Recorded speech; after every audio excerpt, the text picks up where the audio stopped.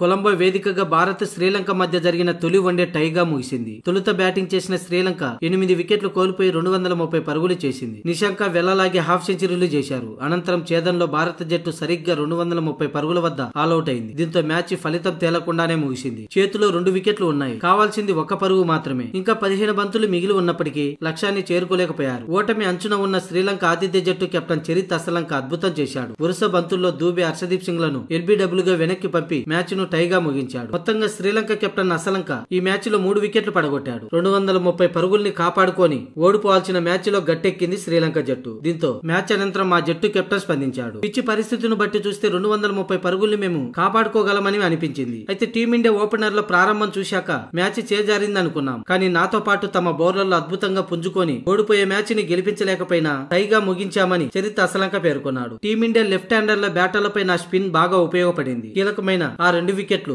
ఓటమి నుంచి గట్టెక్కించాయని చరిత్ అసలంక పేర్కొన్నాడు. ఇక మా బ్యాట్స్మెన్లు దున్నిత్ వెళ్లలాగే నిశాంకలు అద్భుతమైన హాఫ్ సెంచరీలతో జట్టును ఆదుకున్నారు. వారి వల్లే లో టార్గెట్ అయిన టీమిండియా ముందు ఛాలెంజింగ్ టార్గెట్ గా మారిందని చరిత్ అసలంక పేర్కొన్నాడు.